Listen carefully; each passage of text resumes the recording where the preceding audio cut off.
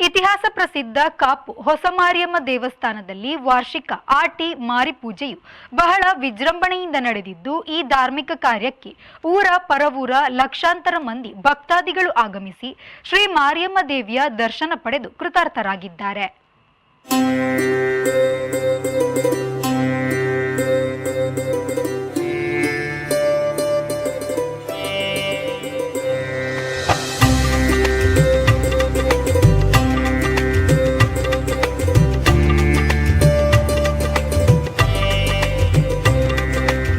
ಈ ಬಗ್ಗೆ ಮಾತನಾಡಿದ ದೇವಳದ ಪ್ರಧಾನ ಅರ್ಚಕರಾದ ಶ್ರೀನಿವಾಸ್ ತಂತ್ರಿಯವರು, ಪ್ರತಿ ವರ್ಷದಂತೆ ಈ ಬಾರಿಯೂ ಆಷಾಢ ತಿಂಗಳಲ್ಲಿ ನಡೆಯುವ ಮಾರಿಪೂಜೆಗೆ ಊರು ಪರವೂರು, ಜಿಲ್ಲೆ ಹೊರ ಜಿಲ್ಲೆ, ರಾಜ್ಯ ಹೊರ ರಾಜ್ಯ ಸಹಿತ ದೇಶ ವಿದೇಶಗಳಿಂದಲೂ ತಾಯಿಯ ಭಕ್ತರು ತಂಡೋಪತಂಡವಾಗಿ ಆಗಮಿಸಿದ್ದಾರೆ.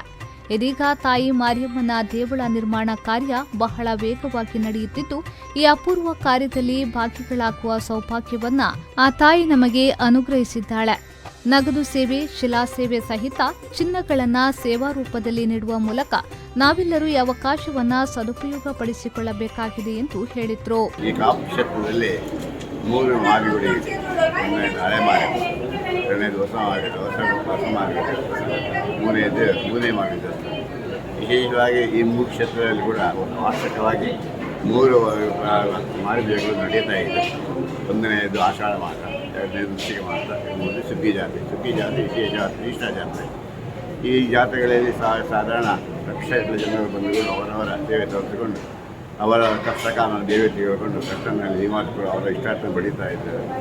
ವಿಶೇಷವಾಗಿ ಈ ಹೊಸಮಾರಿ ದೇವಸ್ಥಾನ ಸಮಗ್ರ ಜೀರ್ಣೋದ್ಧಾರದ ಸಮಿತಿ ನಡೀತಾ ಇದೆ. ಇಂದು ಸ್ವರ್ಣಗದ್ದಿಗೆ ಪ್ರಕ್ರಿಯೆಗಳು ನಡೀತಾ ಇದೆ. ಈಗ ಅತ್ಯುನ್ನವಾಗಿ ಈ ಕರ್ನಾಟಕ ಕ್ಷೇತ್ರ ಇಷ್ಟದ ಇರತಕ್ಕಂತಹ ಒಂದು ದೇವ ನಿರ್ಮಾಣ ಆಗ್ತಾ ಇದೆ. ಒಂದು ಸಮಸ್ತ ಭಕ್ತರಿಗೆ ಅವರ ಶಿಕ್ಷಣ ಶಿಲಾ ಸೇವೆಗಳನ್ನು, ಸ್ವರ್ಣ ಸೇವೆಗಳನ್ನೆಲ್ಲ ನಮಗೆ ಅರ್ಪಿಸ್ತಾ ಇದ್ದಾರೆ.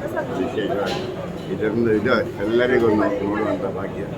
ಒಂದು ಇದು ಇನ್ನೂ ಸಾವಿರ ವರ್ಷಗಳ ಕೂಡ ಹಳೆಯದಂತಕ್ಕಂತಹ ಕ್ಷೇತ್ರ.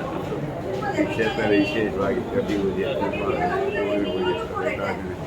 ಮಾರಿಪೂಜೆ ಜೊತೆಗೆ ವಿಚಾರ ಸೇವೆಗಳು ನಡೀತಾ ಇದೆ.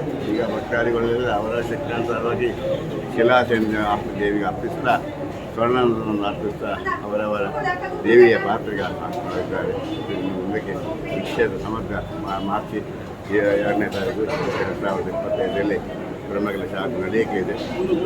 ಆ ಸಮಯದಲ್ಲಿ ವಿಜೃಂಭಣೆಯಲ್ಲಿ 9 ದಿವಸ ಕಾರ್ಯಕ್ರಮ ನಡೆಯುತ್ತಾ ಇದೆ. ಅಂತೂ ಈ ದಿವಸ ಪ್ರತಿ ಮಂಗಳವಾರ ಕೂಡ ದೇವಿಯ ದರ್ಶನ ಆಗ್ತಾ ಇದೆ. ಪ್ರತಿ ಮಂಗಳವಾರ 2,000 ಜನರಿಗೆ ಅನ್ನಾರಾಧನೆಗಳು ನಡೀತಾ ಇದೆ. ಸುರೇಶ್ ಶರ್ಮಾ, ವಿ4 ನ್ಯೂಸ್, ಪಡುಬಿದ್ರಿ.